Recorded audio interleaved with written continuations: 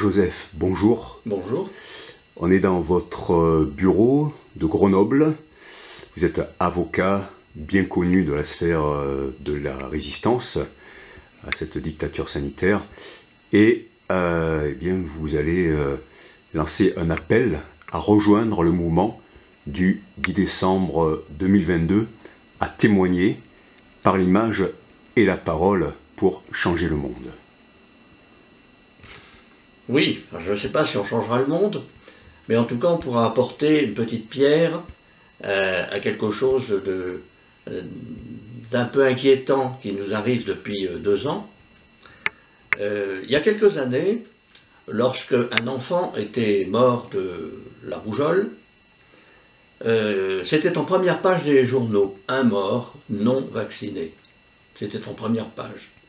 En fait, on a su qu'il était mort d'autre chose, mais les médias s'étaient déchaînés. Aujourd'hui, il y a à peu près 1 an, l'Agence nationale de sécurité du médicament publiait encore le nombre de décès du vaccin Covid. On en était à 900 publiés. Le tout dernier chiffre est dépassé les 1000. Eh bien, aujourd'hui, on a 180 000 déclarations d'effets indésirables publiées par l'Agence nationale de sécurité du médicament suite au vaccin Covid, dont 46 000 graves. On ignore le nombre de décès parmi ces 46 000 puisqu'ils ne sont plus publiés. Alors, ces décès, effectivement, ne sont pas sur les rapports de l'ANSM, il faut les chercher ailleurs, bizarrement. On les trouve sur l'enquête de pharmacovigilance des hôpitaux de Toulouse, Strasbourg, Marseille et Bordeaux. Et là, on avait 1544 morts en page 6 de ce rapport-là. Mais effectivement, on ne le trouve plus sur le rapport de l'ANSM. Et donc, en calculant sur l'ANSM, ça veut dire qu'en 3 semaines, 550 personnes ont eu leur vie brisée par des vaccins qui ne protègent pas d'un virus qui ne les menace pas. Et l'âge moyen, je crois, des décès par le vaccin est beaucoup plus jeune que ceux qui sont morts du virus. Oui, alors ce qui est grave là-dedans, c'est que les grands médias ne disent pas un mot sur cette catastrophe sanitaire, parce que c'est une catastrophe sanitaire, on n'a jamais vu autant de décès d'une campagne de vaccination. Parce que si on prend le chiffre des déclarations, les plus de 180 000, et qu'on prend le chiffre des injections, on divise le nombre d'injections par le nombre de déclarations. On obtient une déclaration d'effet indésirable sur 840 injections. Alors que dans le vaccin contre la grippe, on avait une déclaration sur 1 million d'injections. Ce qui veut dire que nous avons 1000 fois plus, même plus de 1000 fois plus, déclarations d'effets indésirables que pour le vaccin contre la grippe. C'est énorme, on n'a jamais vu ça, et ce qu'on n'a jamais vu non plus, c'est le silence total des médias qui continuent de dire « faites-vous vacciner », alors que on sait aujourd'hui que ce vaccin n'empêche pas d'attraper la maladie, il n'empêche même pas des formes graves, puisqu'il y a aujourd'hui beaucoup de vaccinés qui arrivent aux urgences, il faut le savoir, et il n'empêche pas la contagion, puisque, et ça c'est reconnu par tout le monde, vacciné, eh bien vous pouvez contaminer les autres, vous êtes potentiellement contagieux.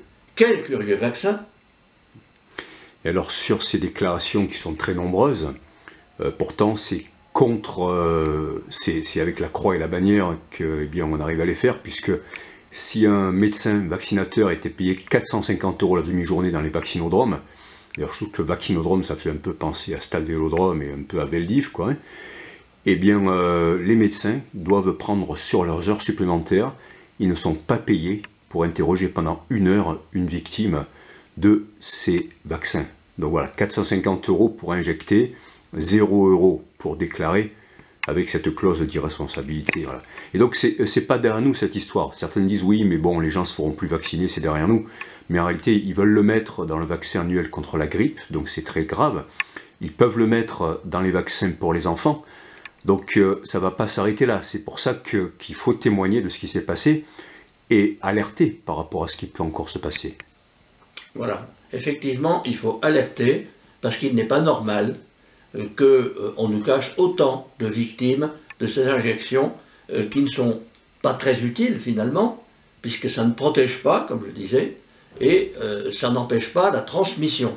Donc quand j'entends le slogan « tous vaccinés, tous protégés », je me pose des questions, puisqu'on sait qu'on contamine les autres. Il y a même eu des décisions du Conseil d'État qui confirment que, même vaccinés, on peut contaminer les autres. Donc c'est complètement stupide. Alors, on aurait dû commencer par ça, mais vous êtes aussi le vice-président de la Ligue nationale pour la liberté des vaccinations. Jean-Pierre Audrier, votre collègue, qui est le président, a lancé cet appel. Hein, et donc, voilà, là, en fait, on collabore avec beaucoup de très belles structures pour cet appel. Qu'est-ce que ça peut déclencher, le fait que les gens descendent dans la rue le 10 décembre dans toutes les villes de France? Alors, si les gens descendent dans la rue, il faut savoir qu'il n'y a aucune idéologie derrière, puisque qu'on soit de droite ou d'extrême droite, de gauche ou d'extrême gauche, on a les chiffres devant nous. Et les chiffres, ça n'a pas de consonance politique. Nous, on donne des faits. Bon, lorsqu'on voit autant de victimes, on ne peut pas rester muet. Tout citoyen a le devoir de le faire savoir aux autres. Et si les gens descendent dans la rue, eh bien il faut qu'ils apportent des photos agrandies, si possible, de leurs proches qui sont victimes, ou d'eux-mêmes, s'ils ont été gravement malades, à la suite du vaccin. Parce qu'il faut qu'on sache que ça existe, hein, et que ce que l'on nous dit sur les grands médias, soi-disant les vaccins sont efficaces et nous protègent, ben, il faut savoir qu'ils nous mentent. Ils nous mentent. Donc, il faut qu'on le sache. Voilà. Et après, il y a le deuxième volet, il y a le témoignage visuel par les portraits et le témoignage oral. Et ça, c'est important pour les avocats comme vous. Exactement. On a besoin aussi de témoignages parce que aujourd'hui, dans plein de procédures, on nous dit que y a très peu d'effets indésirables, c'est pas bien prouvé, le lien de causalité, etc. Alors que le chiffre est effrayant. On n'a jamais vu autant de déclarations d'effets indésirables.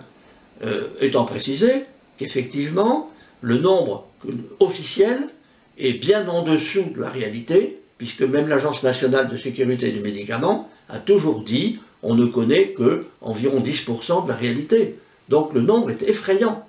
Et nous vivons une époque inédite dans laquelle on nous cache un lot impressionnant de victimes, alors qu'on avait gonflé, et on le sait aujourd'hui, on a les preuves, que le nombre de décès du Covid avait été artificiellement gonflé. Voilà, très bien. Alors, pour se procurer ces portraits, on peut s'adresser directement à un des collectifs qui lance cette opération avec GrosLive, le collectif de Grenoble dont vous êtes l'avocat, avec des collectifs sur 117, avec Alliance du Peuple TV, la Ligue nationale pour la liberté de vaccination, European Forum for Vaccine Vigilance, Children Health Defense, il y a aussi Bon Sens, il y a Citizen Light et Pierre Barnerias, il y a Cécile Machec du Doctoton, le REVAV, le réseau des victimes des accidents vaccinaux, des collectifs qui nous ont rejoints de Bretagne, de l'Ain, de Carcassonne, de tout l'est de la France, des Yvelines, donc c'est magnifique. Et les portraits, on peut les demander donc à Action 200 Perpignan. Le contact, c'est contact.action200@gmail.com, ou si voilà, on peut aussi passer par GrosLive, mais c'est Action 200 qui a les portraits. Sinon, par le site de Verity France. Hier, j'ai parlé avec Frédéric Beltra, le papa de Maxime, hein, qui est un des fondateurs de Verity France. Eh bien, on a aussi les droits sur les images de Verity France. Les personnes acceptent que ça soit diffusé. Voilà, on va pas faire trop long. Jean-Pierre, oui. Une dernière chose pour ce 10 décembre. Je crois que c'est le jour d'ailleurs où vous avez prêté serment, le 10 décembre. Oui, il y a pas mal d'années, je ne le dirai pas parce que... bon, simplement, ce qu'il faut retenir, c'est que si on descend dans la rue avec des portraits, ça doit être pacifique, non violent. Ça doit être simplement un mouvement d'information, que le public sache que beaucoup d'entre nous sont victimes de ces injections qui ne protègent pas et qui nous rendent contagieux. Alors que nous qui n'ont pas eu ces injections, nous ne sommes pas contagieux. Voilà. Et donc ça, effectivement, tu fais bien de dire ça, hein, les familles des victimes des injections tiennent absolument à ce que ce soit aussi en hommage aux victimes des injections, pour dire ce qui s'est passé, pour que ça ne se passe pas, qu'on dénonce aussi tout un système, parce que là, en fait, on est simplement et tragiquement dans une affaire pharmaceutique de plus, mais là, c'est toute la société qui est en train d'être reformatée pour ça. Merci beaucoup Jean-Pierre, et donc rendez-vous le 10 décembre dans toutes les villes de France. Hein.